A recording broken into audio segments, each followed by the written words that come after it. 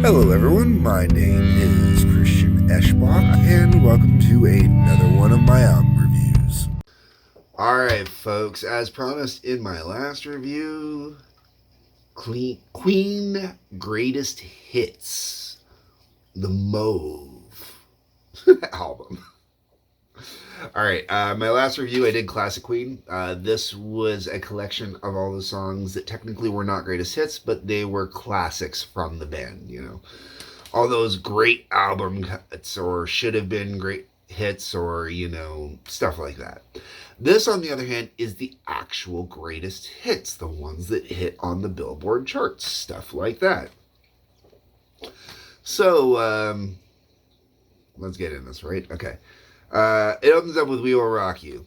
I've played this song live. I mean, it's simple, it's fun, it's great. Go with it. We Are the Champions. Oh my god, I hate this song. I actually turn this song. The second We Are the Champions comes on, I turn it off. And it's just because of how overplayed it is, you know. I mean, I live right next to Detroit. So, you know, you got a multitude of major sports teams. Major sports teams. You know, so heard it a lot. And then, you know, any game, it's like you go to a OHL, which is the Ontario Hockey League. You go to an OHL game, the second they win a game, it's like, we are the champions. You won a game. That's it.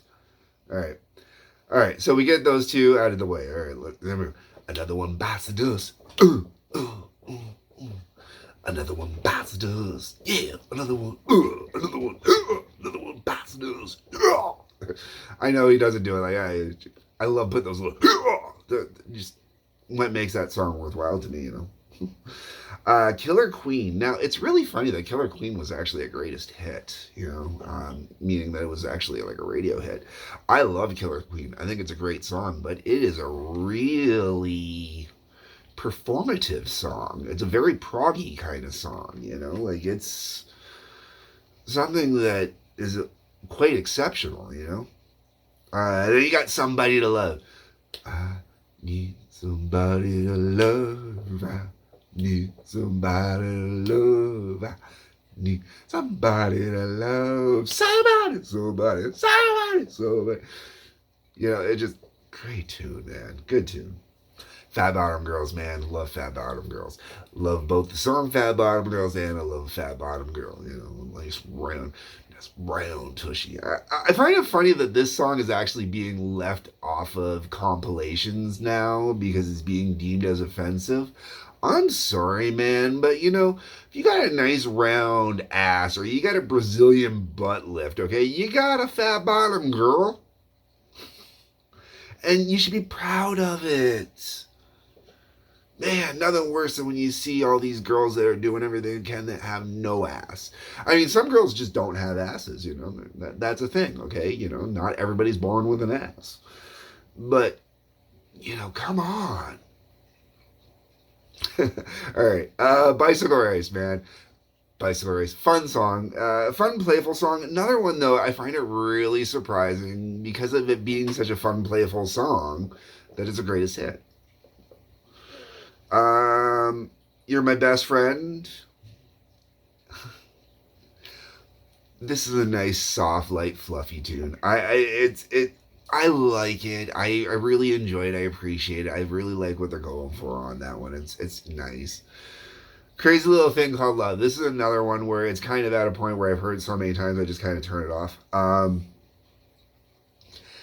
If I were to put together a list of probably like 5 karaoke songs no karaoke DJ host wants to ever hear again, Crazy Little Thing Called Love might actually be on that list, man, because it's amazing how many people do that one. Now I'm Here, yet again, another song I'm surprised is classified as a hit, you know, like, or that was a hit. It's a really great song, but just musically so different from pop. It's not a pop song. Like, that is the beautiful thing about Queen. Queen is one of those bands that has all the great elements of a great pop act, but they're not a pop act, you know? Like, it's just wonderful. Play the Game. I'm not a fan of this one. It's okay, but I'm not a fan of it. Seven Seas of Rhyme. Big fan of this one. I really kind of really get into it. I love the attack on it. I love just everything about that song. It just got a great vibe to it. Body Language. Oh man, this one's got some good old dirty funk on it. I love Body Language, man. Oh fuck yeah. Body Language is one of those songs, man. It just really, it's like Get Down, Make Love. You know, it's on that level of just so dirty, but the right type of dirty. Save Me is forgettable. Don't Stop Me Now.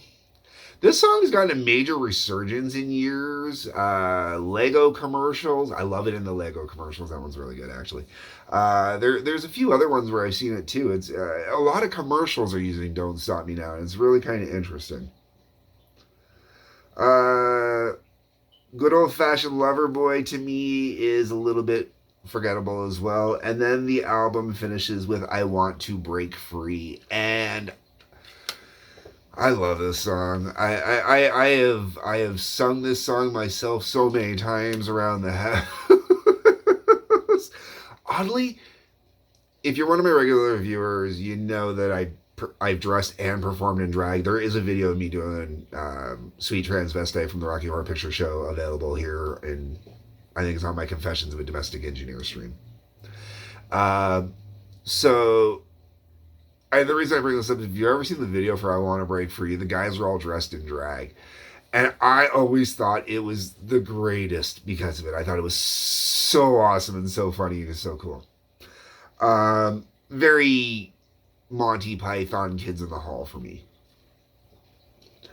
And I've never done this song in drag, and I really should. That would be really fun, actually. I should learn this one for karaoke and then just go out and do it in drag one day just to do it up properly. It'd be hilarious.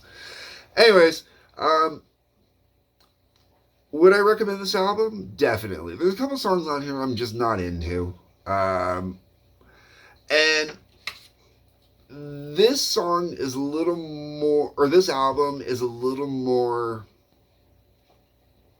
I don't want to say 80s sounding, but it is to me. It sounds a little more 80s, a little more synth heavy than this one is. This one's a little more rock heavy, but people could argue both ways.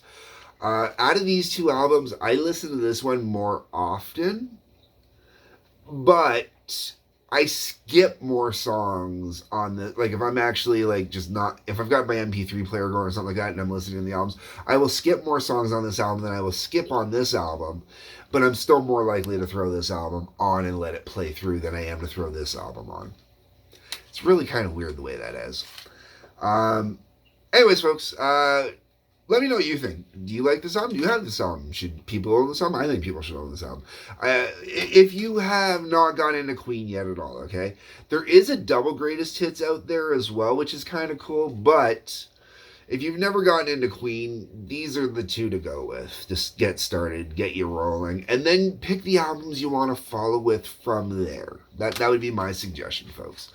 Anyways, let me know what you think. That's what the comment section is for. Drop a line below. Tell me what you think. There's a like button, a subscribe button, a bell for notifications. Please feel free to hit all those for me.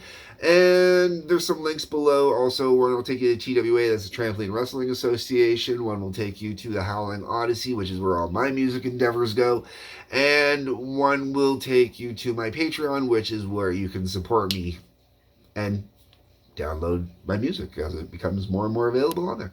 Anyways, folks, I do thank you very much for watching. Hit the like button, the subscribe button, the little bell for notifications, as I've already said. Peace, love, take care.